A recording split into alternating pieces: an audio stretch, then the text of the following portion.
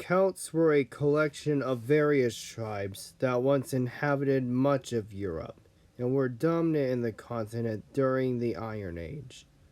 The Celts spoke a variety of different languages which are part of the Celtic branch of the Indo-European language family.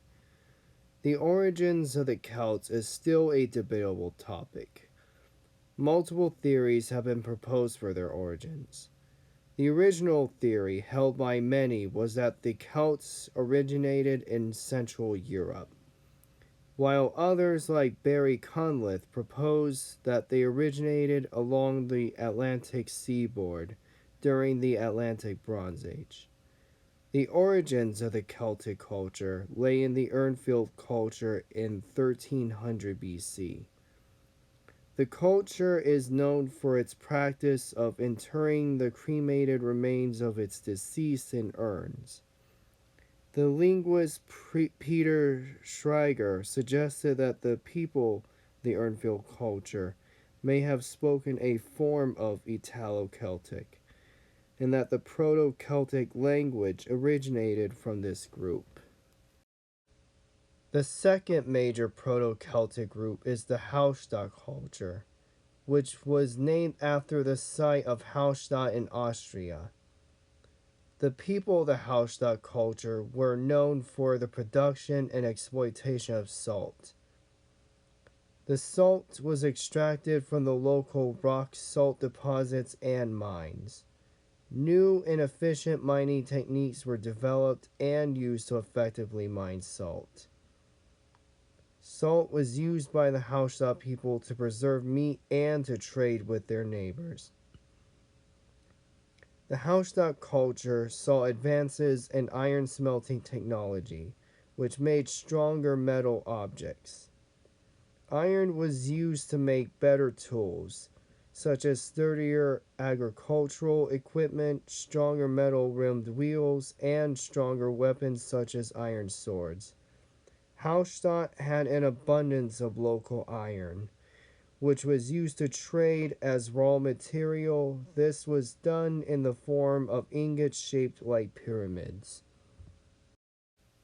The salt and iron trade led to the success and prosperity of the Hallstatt culture.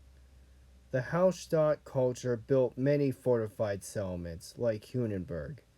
These settlements were typically located on hilltops, and they show some evidence of narrow streets. The residences, large and small, were made of timber. The settlements contained workshops.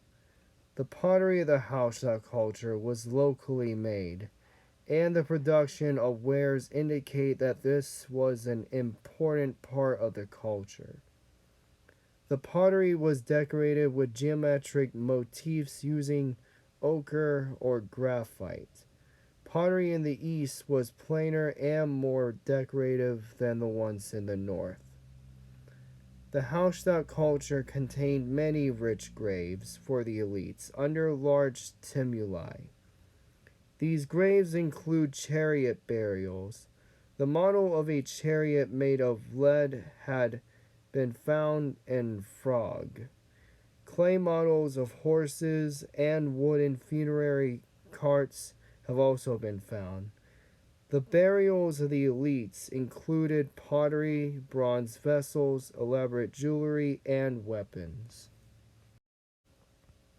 The Hallstatt culture eventually went into decline and was replaced by the Tène culture, named after the site of the name in Switzerland. It originated in 450 BC.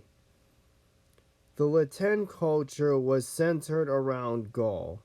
This was an era of Celtic expansion. The Celts of the Tène culture abandoned the hill forts used by their Hallstatt predecessors for smaller ones. The Tène culture, much like its Hallstatt predecessors, still traded with the Mediterranean. Exports from Tène areas such as salt, tin, copper, and leather made their way into the Mediterranean. The burials of the Tène elites reveal a great amount of artifacts, such as gold torques, weapons, and imported goods from the Mediterranean. The graves also contained two-wheeled chariots which differed greatly from the four-wheeled chariots found in Hallstatt tombs. Many of the artifacts from the Tène culture show a distinctive art style. The artwork of the Tène culture includes stylized masks and human figures, curved geometric shapes, S-forms, spirals, and symmetrical forms. Glauberg and Hesse, Germany, is a rich site for artifacts. One of the artifacts is the massive life-size sandstone statue called the Prince of Glauberg. He can be seen carrying a shield, wearing a mail tunic, a torque, and an elaborate headdress known as the leaf crown. The Celts spread their presence throughout Europe and the Mediterranean, in Anatolia, northern Italy, Iberia, and the Balkans. The Celts who entered Iberia became known as the Celtiberians, a group of Celts and Celticized peoples in Iberia. The Celtiberians were mentioned as being Celts by classical authors. They spoke the Celtiberian language and used a written language adapting the Iberian alphabet in the form of the Celtiberian script. The Celts also expanded into northern Italy. The Conagrate culture was the first migratory wave of the Proto-Celtic population from the northwest part of the Alps that settled in the Po Valley. It has been proposed that a more ancient Proto-Celtic population can be traced back to the Middle Bronze Age, since artifacts from the northwest Italy appears to be closely linked with the production of bronze artifacts and ornaments. Latin material appeared over a large area of Italy, the southernmost example being the Celtic helmet from Cnosade Puglia. The Celts in northern Italy founded settlements such as Milan. In 391, Celts living beyond the Alps moved through the passes and seized territory between the Apennine Mountains and the Alps. In 391, the Celtic tribe known as the Senones, under the leadership of Brennus, defeated the Romans at the Battle of Alila and sacked Rome, which would have a major impact on the Romans. The Celts expanded down the Danube River into the Balkans. One of the Celtic tribes, the Scordisci, established their capital at Singidunum in the 3rd century BC, in what is present-day Belgrade, Serbia. The Scordisci built a concentration of hill forts in the region. Other Celtic tribes, such as the Serdi, also settled in Thrace. They were over the centuries Thracianized. According to some sources, the Serdi may simply have been of Thracian origins, while others say they became of mixed Thracio-Celtic origin. Some Celts even settled into Anatolia, forming the Galatians. The Celts also made contacts with the Greeks. In 335 BC, they sent representatives to pay homage to Alexander the Great. Some historians say this diplomatic act was an evaluation of Macedonian military.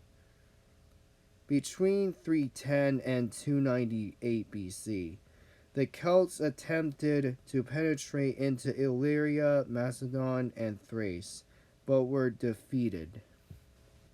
In 279 BC, the Celts launched a great expedition to Greece.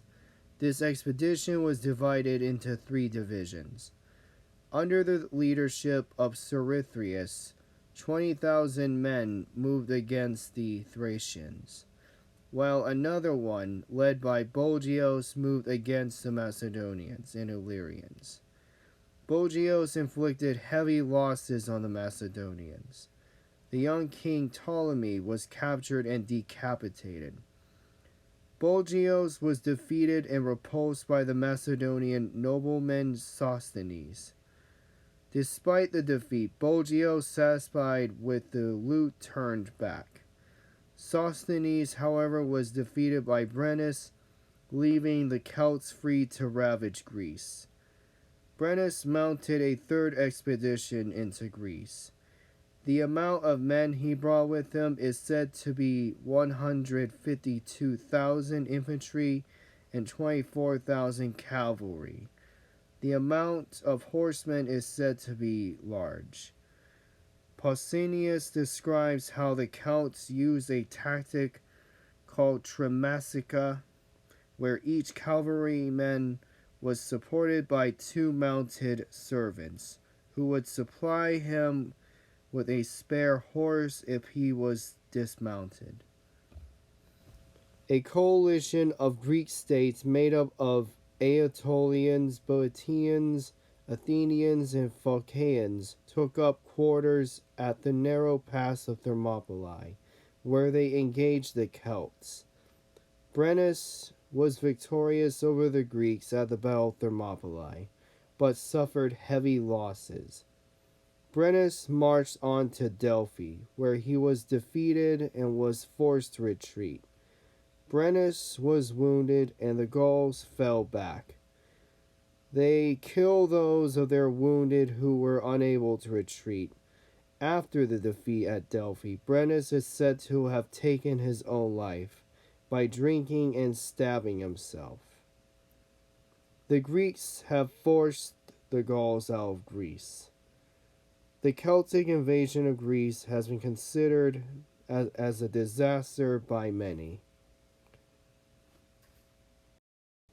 The Celts would also spread their presence to the British Isles, where scholars have labeled them as Insular Celts.